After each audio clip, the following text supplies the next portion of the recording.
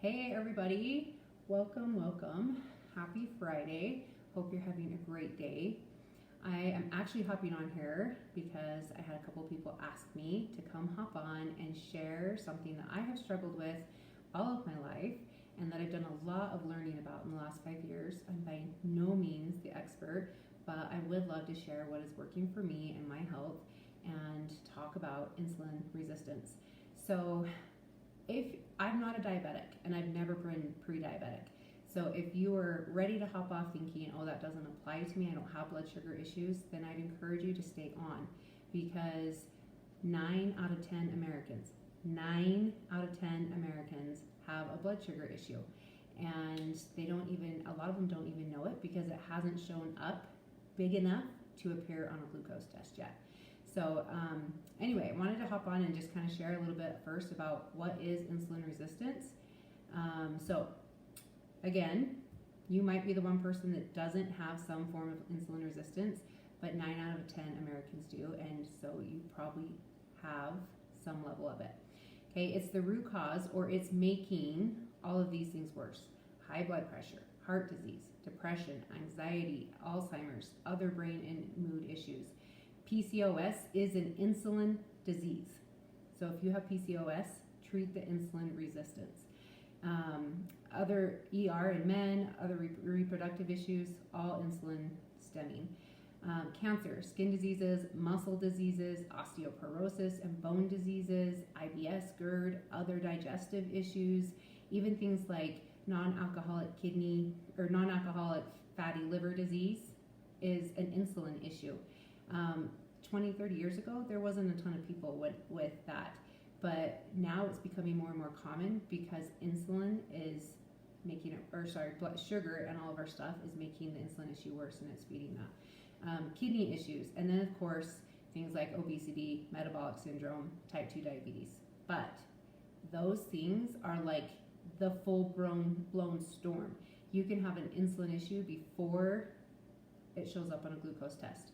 Okay, so it's real, it's a big deal, and insulin resistance and inflammation are the root of all of our illnesses in modern life. Insulin does regulate blood glucose, and it's super important, it's necessary for life, but it's also in every single cell. Every cell needs insulin, and that's why it's called the master hormone, because every single cell needs insulin to function. And insulin's a good thing. Like I said, we need it for life, but the problem becomes when we have too much insulin in the body. And as we get too much insulin in our bloodstream and our cells become kind of desensitized to it, they don't even notice that it's there. Insulin moves glucose from the blood into your cell. So it grabs it and it moves it in. Well, if your cell isn't seeing that insulin, it can't get the glucose in. So the cell is telling your body, hey, I need some insulin to help me get this glucose out of the blood. Whereas your brain is thinking, well, I better send some more. So it sends some more, and neither one of them realize that there's plenty sitting right there to be used, but it can't. So that's insulin resistance, too much insulin in the body, which means if you're type 2 diabetic, or you're pre-diabetic and they put you on insulin, they just made the problem worse. They're giving you more insulin when you already have too much in your body. And what really needs to happen is that we need to figure out a way to get your cells to realize that there is insulin available and to use it and get you off of that insulin. Okay, so that's something that I've been trying to prevent. I don't want to get to the point where I have diabetes, and so I've been working really hard these last 5 years to reverse my insulin resistance. Okay, so let's see, where was that? Oh yeah, okay, so what happens is your body keeps sending insulin even though there's plenty there to be used, and then that means that all the other hormones get thrown off, because if you have more insulin, now your body has to put out more cortisol, because cortisol brings insulin down. And so now you have too much cortisol in your body. Well, cortisol is a fight or flight hormone from your adrenals, and so now you're in that steady panic mode all day long, and so your anxiety is higher, and you're tired, you're having crashes, and then at night you're not sleeping great, and if you go to bed with your insulin high and your cortisol high, you're packing on pounds while you sleep, literally, because insulin is an anabolic steroid. It makes every cell bigger. So when we have too much of it, it's going to make us bigger everywhere, okay? All right, so one of the things that has helped me the most is to add supplementation to my diet. And if you follow me at all, you know that I love my Plexus supplements. There are others out there. Those are just the easy button for me because they're scientifically and medically combined synergistically to work together. I don't have to think about how to combine them. They just do it for me. And so I really like that. But if you can go out and find the same ingredients, go find high quality. I've yet to find them cheaper in the same quality anywhere, but they're out there. So it's not necessarily the brand, it's the easy button for me. And it's what it's doing. It's working for me. I had tried other things that wasn't working, and so that's why I promote them so heavily. But the main thing that you want is blood sugar balance, and that is what my pink drink does that I talk about all the time. Its main ingredient is chromium, has chlorogenic acid in there, it has alpha lipoic acid in there, it has some Garcinia cambogia in there. All of those things are working together to stabilize your blood sugar throughout the entire day. That means you crave less sugar. That means your cortisol comes down. That means you sleep better. That means that you have a more stable mood. My Momzilla stuff went away. And so that's why I love the pink drink, because it's doing that for me all in one drink. All right. The second thing that can really help insulin resistance is to work on your gut health, because when we have poor gut health and when we have high insulin, it's just creating inflammation throughout our whole body. There's also things that start as inflammation, and that feeds insulin. So it's kind of like a chicken or the egg. Which one came first? That it doesn't really matter. It just, you want to get all of them down. So improve your gut health, decrease your inflammation, and stabilize your blood sugar. Those are the three pillars that my supplements do for me that have totally changed my life around and helped me to lose 42 pounds so far. Okay, so I'm going to talk a little bit more about gut health side of controlling insulin then, because if you control your gut health and you control your blood sugar, your inflammation is also going to come down. Okay, so there are specific gut bugs, microbes in your gut, in your intestinal digestive system that are associated with a healthy weight. That means they control your metabolism. And if you have very few of them, you're going to struggle with controlling your metabolism with where you want it to be. You're going to struggle with weight. So the idea is to increase the good gut bugs that control your metabolism. Most of us have a flip-flopped gut. You're supposed to have 80% good bacteria and 20% bad bacteria. We have it flopped, a lot of us. And that's because we have a Western lifestyle. We're busy. We have stress-filled lives. We use prescriptions and antibiotics. There's sugar in all of our foods. It's snuck in everywhere. In fact, fun fact for you, 200 years ago, the average American consumed 2 pounds of sugar in a year. Now, in 2020, the average American consumed 152 pounds of sugar in a year. Doesn't that just make you sick? Okay, it's hidden everywhere. It's even in our kids' Tylenol and in their gummy vitamins, which I hate. Please don't use those. But it's everywhere. It's snuck into every package, if you're still on that fat-free, low-fat thing, please get off of that. The only way they make it taste good is they pack it full of sugar. So it's hidden everywhere, and the numbers have shown that. 152 pounds in a year. Okay, so anyway, we want to increase the good bacteria in your gut that promotes weight loss, that promotes a healthy metabolism and a healthy weight. Okay, so getting your gut health in order is going to be essential to your weight, and supplementation is a great way. My supplements have prebiotics and probiotics that are and antifungals actually that are helping to increase the good, kill off the bad, and get rid of candida yeast. Look up candida yeast if you don't know much about it. It's a microbe that is literally supposed to break down our bodies when we die, but it feeds on sugar. So we have too much of it, and it's breaking down our bodies while we're alive. You want to get rid of it. You want to kill it off. And so again, easy button for me. I'm getting all three in one. Okay. The products I take have plants and adaptogenic herbs and specific nutrients that leave you feeling invigorated and in control. There's not, fake stimulants that are going to leave you shaky and jittery and have awful side effects. It's all plant-based. It's all natural. It's all perfectly healthy. And that's what I love, is that your body can break it down because it's just real food. It's plant-based. Okay, so since your blood sugars result in improving your insulin sensitivity, that means that you're burning fat for your fuel. And a lot of times when you start adding in great supplementation like that, you're going to have sustained energy, which means you'll want to exercise. It'll be weird. You'll wake up one day and be like, I think I want to go for a walk today. Who am I? Maybe I should try running. Who am I? Right? It is because your body is sending you different signals. It's literally telling you to go move. likely you'll see inches lost before weight when you're balanced. Okay. All right.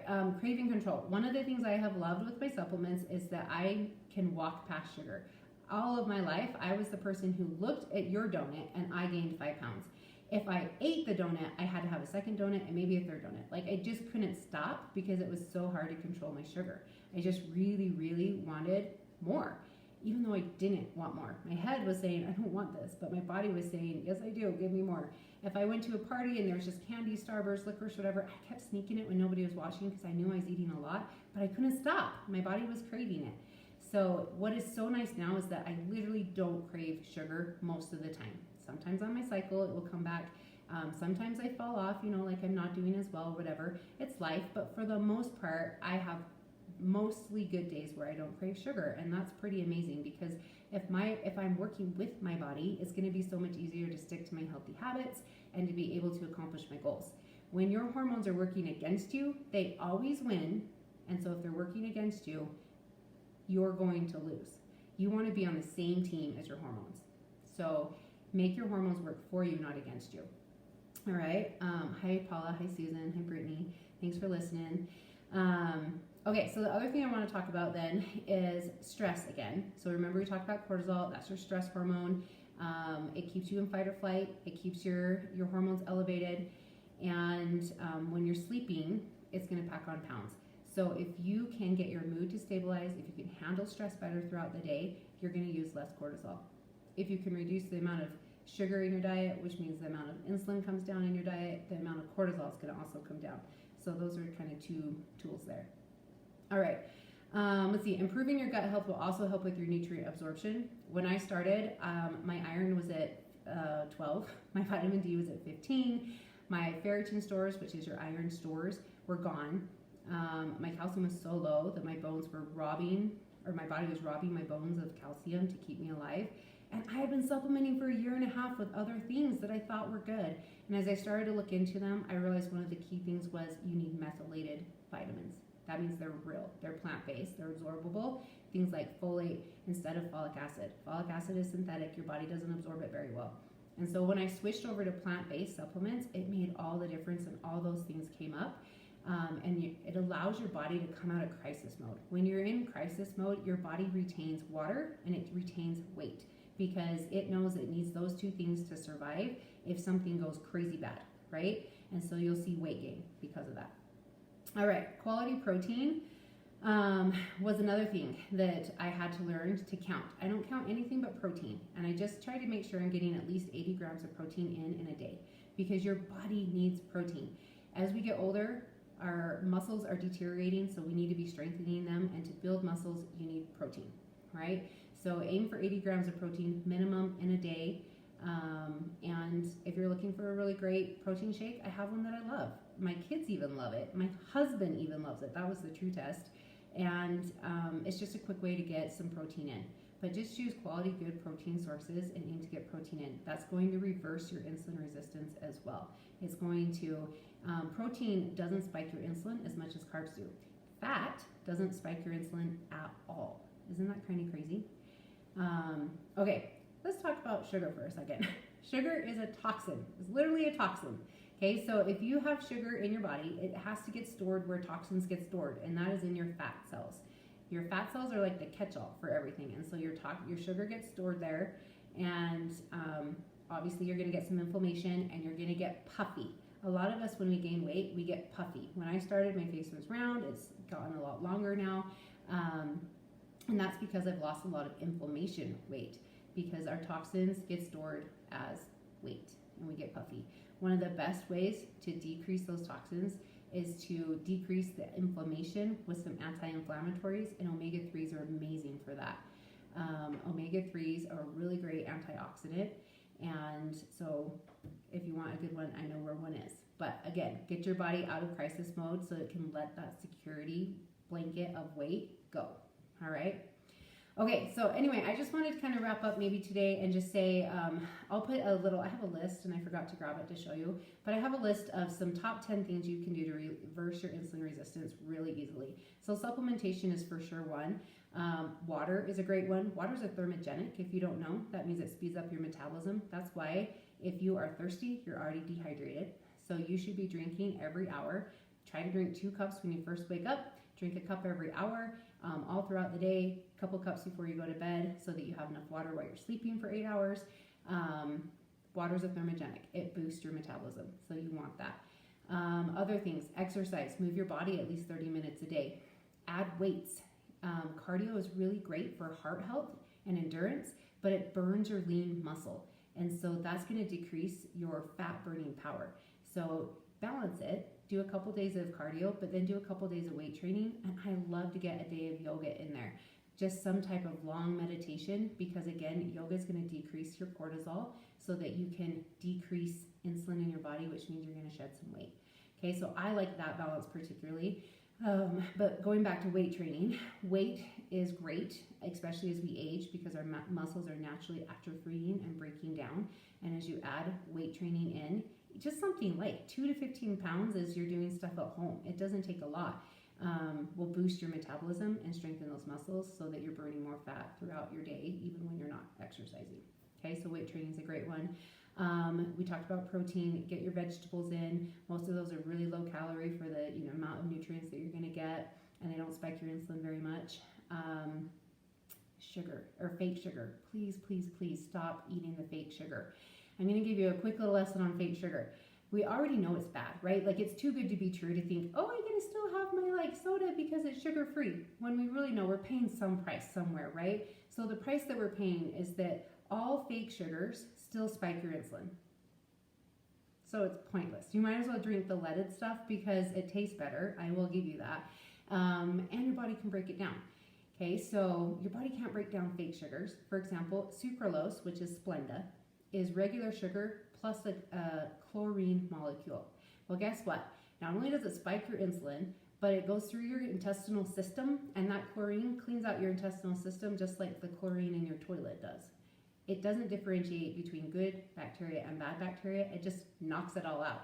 So every time you're eating Splenda thinking, oh, I'm having a sugar-free treat and doing my body good, no, you're actually hurting it.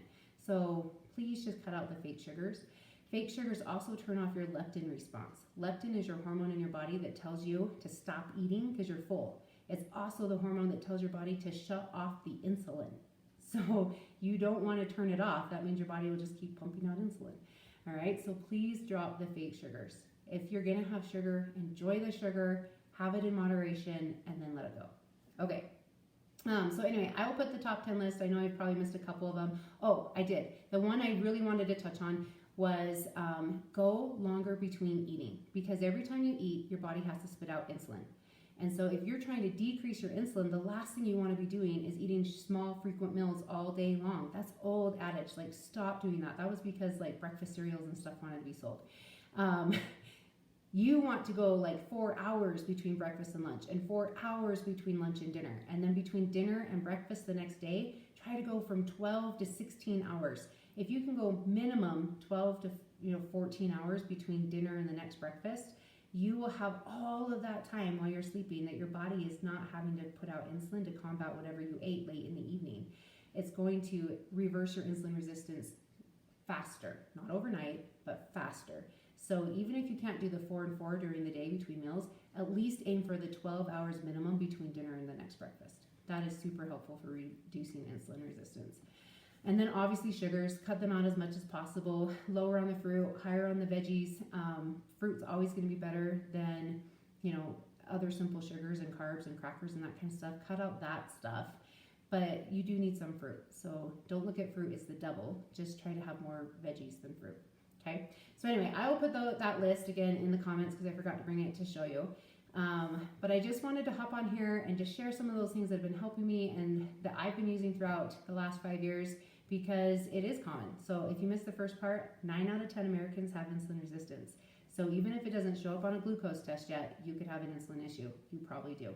You might be the one person that doesn't, but I doubt it. Okay, the odds are just against us because 9 out of 10 of us in this country do. So anyway, mine probably began because when I was a baby. I was a twin. I am a twin. And I was born and I had pneumonia 7 times in my first year of life. That was a lot of antibiotics. And Inflammation feeds on that. Insulin resistance feeds on antibiotics. Candida yeast feeds on antibiotics. And so it threw me off from the very beginning. I've been heavy all my life. I've always struggled with my weight. I started yo-yo dieting at the time that I was 12. I had no idea that it wasn't good for you. I thought I was trying to do something good for me, but it just was messing up my metabolism more and more and more. I've always loved exercise though, and I think that has been my saving grace for not getting bigger than I was. But at my highest weight, I weighed 290 pounds, and I was trying hard. I was trying to eat good, I was trying to exercise, and it just wasn't enough. And when I found supplementation, good quality supplementation, it was the missing puzzle piece for everything. You're so welcome, Brittany. I hope this helps. I know it's kind of long. So anyway, once I started on my Plexus supplements, which I love, again, it's my easy button. You can find the same ingredients out there, but I haven't found them cheaper, so you might as well do these ones that are high quality and really affordable. But the point is, when I started, I had a 30-day period because my insulin resistance was messing up my reproductive system. I had infertility. I was having trouble getting my fourth baby, and I just thought it wasn't going to happen. So as I started on the products, my energy came back. I started sleeping like a husband. I was able to get pregnant. I had the best pregnancy. I didn't have gestational diabetes that time. She is my healthiest baby by far. She's my best pooper. She doesn't struggle with constipation like her siblings do, or eczema. And now that I've had her, I've lost 42 pounds of baby weight. For me, that's unheard of. Like, I would have to kill myself in the past to like work out crazy hard and starve myself and eat salad all day to lose 42 pounds. But now I have been able to just slowly lose a couple pounds at a time, steadily over the last year and a half or so, and be able to get that off. And that's been life-changing for me, to be able to enjoy life, enjoy food, make better choices, better habits, because my body is telling me different cues. So anyway, I hope that helps. I hope that answers some of your questions and explains a little bit more about insulin resistance. And I hope you guys have a great day. If you relate to this at all, please reach out. I'd love to talk to you more and see if it's something that could help you too. If you know somebody that struggles with it, that needs to know it, feel free to share this video. Please hit share and just let somebody know that there are solutions out there. You don't have to use metformin. You don't have to be on insulin. You don't have to be diabetic for the rest of your life. There are other things that are natural that you can do to reverse it. So anyway, have a great Friday, guys. See you later.